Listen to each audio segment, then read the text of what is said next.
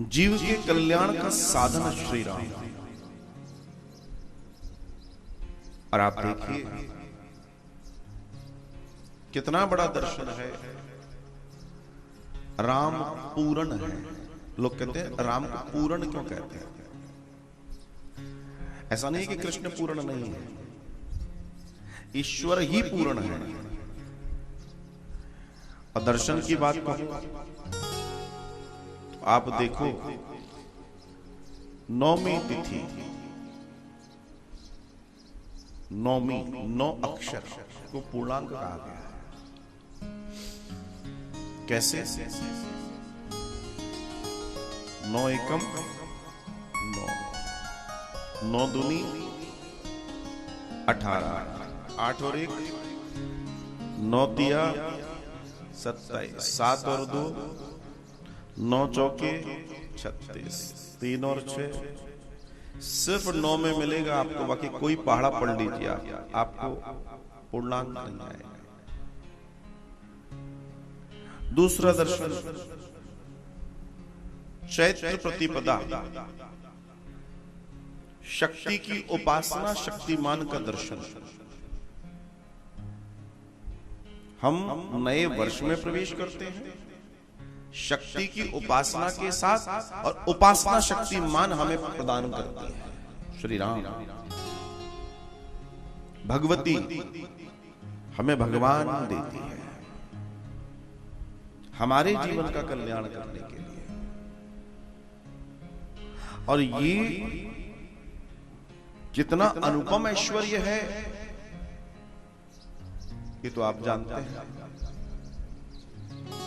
व्यक्ति के पूर्ण दर्शन में अगर आप अपने अपने दर्शनों में जाएं, पूर्ण दर्शन में अपने देखें, तो आप अपनी खोज करेंगे तो आप में भी रामांश मिलेगा, कृष्णांश मिलेगा, शिवांश मिलेगा,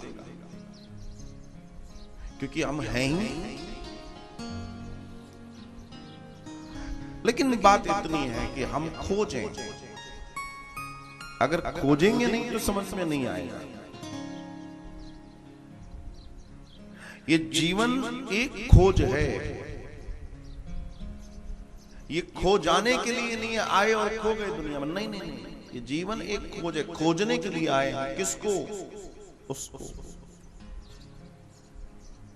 इस यात्रा का दर्शन बड़ा अद्भुत है और बहुत गंभीरता से एक एक पॉइंट को, एक एक कदम को जीते हुए अगर हम चलें तो हम देखेंगे कि कैसे आनंद के झरने हमें मिलेंगे इस मार्ग में। हम अपनी इन आंखों से जो देख रहे हैं वो तो कुछ भी नहीं है। आंखें बंद करके दुनिया को देखो और उस अंतःकरण की गहराई में जाकर देखो। इतने सुंदर वन, उपवन, झील, नदियां, पहाड़, पर्वत, सुंदर आनंदमय दर्शन तुम्हें प्राप्त होगा। तब तुम्हारी इच्छा होगी कि अब नेत्र खोले ही नहीं। भाई जो मीठा लगता है उसको आनंद ही होता है।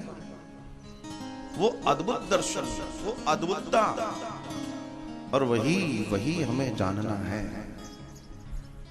ये सारी व्यवस्था गोविंद ने जो हमारे लिए कर रखी है कि बेटा कथा सुन लेना, बेटा मुझे जान लेना। क्यों? क्योंकि तुझे आनंद मिलेगा।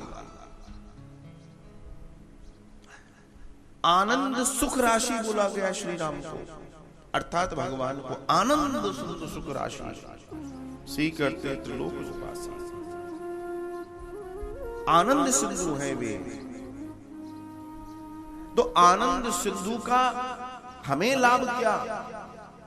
तब लाभ होगा जब हम उस आनंद सिंधु में डुबकी लगाएंगे, तब पता पड़ेगा आनंद क्या है। अर्थात उनमें, उनकी कथा में, उनके दर्शन में, उनकी लीला में और उनके अनुग्रह में, तब आनंद बरसेगा साहब। और तब उस कृपा को जिसने समेट लिया, समझ लो वो जीत गया, वो जीत गया।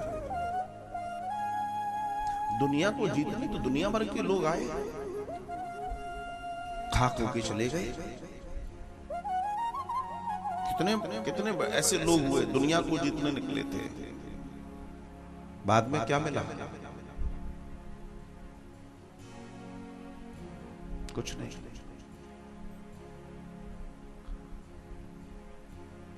इसलिए दुनिया को जीतने के बावजूद भी जो तुम मन को न जीत पाए, तो दुनिया जीतने के बावजूद भी तुम हारे कहलाओगे। तुम्हें दौड़ना नहीं है। सिकंदर इतना दौड़ा, इतना दौड़ा, इतना दौड़ा, और आखिर में क्या हुआ?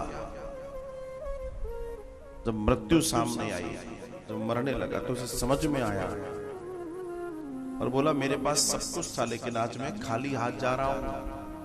ए दुनिया वालों, देखो मैं वो सिकंदर हूं, मैं खाली हाथ जा रहा हूं।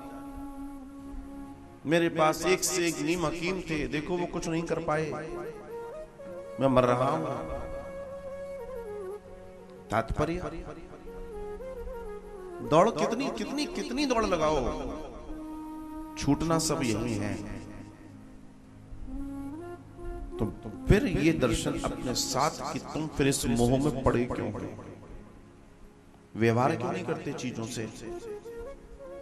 अगर व्यवहार करोगे तो आगे चले जाओगे, मोह करोगे तो वहीं रह जाओगे। ये जगत व्यवहार के लिए है, जगतपति प्रेम के लिए है। प्रेम करना जगतपति से। अब तुम रह रहे हो दुनिया के किसी कोने में, और तुम्हारा जगतपति तुम्हें अयोध्या बुला रहा है, तुम्हें वृंदावन बुला रहा है, तो तुम्हें जब तक वहां का मोह नहीं छूटेगा तब तक तुम वहां पॉसिबल नहीं है कि पहुंच पाओ। एक साध है सब सद है, सब साध है सब जाए।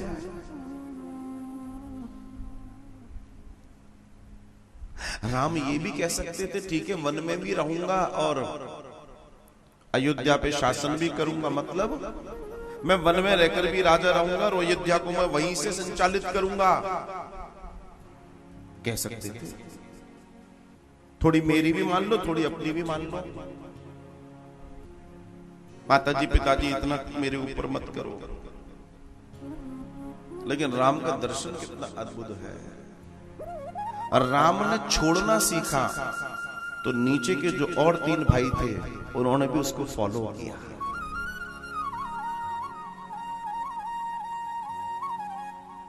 बड़े बड़े वो हैं जिनको त्याग करना आता है, वही बड़ा है। बड़े का मतलब त्यागी, बड़े का मतलब संयमी, धैर्यवान, वही बड़ा है। उम्र और पहले पैदा होने से कोई बड़ा नहीं हो जाता, ये तो शरीर का बड़ा छोड़ा होना है।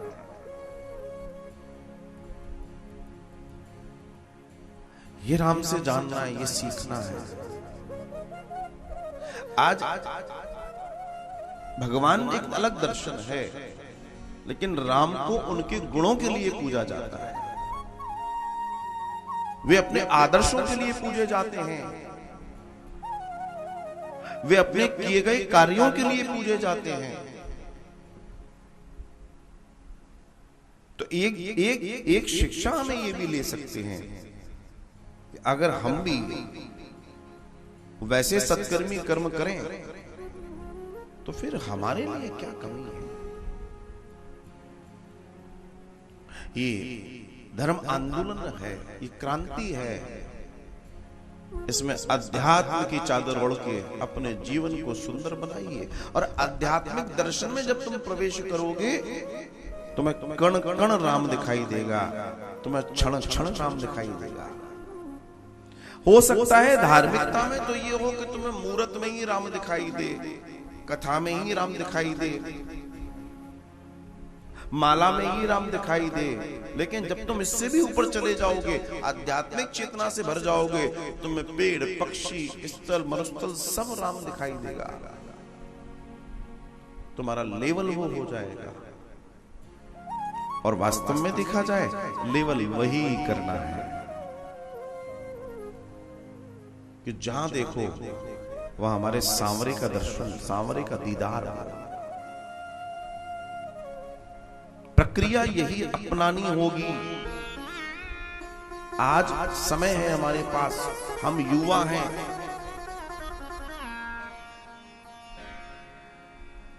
मैं शरीर की बात नहीं कर रहा हूं, मन की बात कर रहा हूं। और शरीर युवा है तो और भी अच्छी बात है, कॉम्प्लीमेंट्री है ये तो। जो तुमने जान लिया इस अवस्था को तो तुम खिल जाओगे, तुम महान हो जाओगे, तुम आगे बढ़ जाओगे। कई लोग ऐसे दर्शन में मेरे साथ जुड़े जिनके जीवन में वैसी अवस्था तब तक नहीं आई, और जब शरीर आखिरी के 10, 15, 20 सालों के लायक रह गया तब उनको ज्ञात हुआ। तो वो कहते हैं कई बार बड़ा लेट हो गया, बड़ा लेट हो गया। उनसे एक ही बात कहना, कोई लेट नहीं हुआ, अभी जो मिला उसको पूरा डूब के कर लो, कर लो डूब के, आनंद हो जाएगा। इसलिए कहा गया है कि उस तक पहुंचने का सबसे सरल, सबसे आसान अगर कोई जरिया है तो वो है उसकी कथा।